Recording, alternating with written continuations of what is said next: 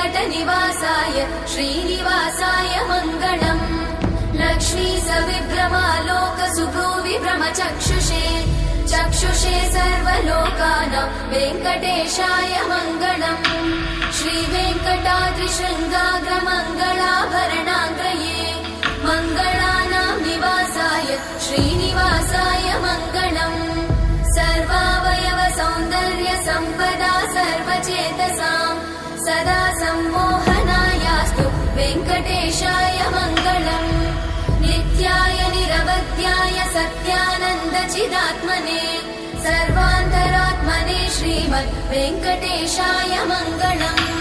स्वतः सर्वविदे सर्वशक्तये सर्वशेषिने सुलभाय सुशीलाय वेङ्कटेशाय मङ्गलम्।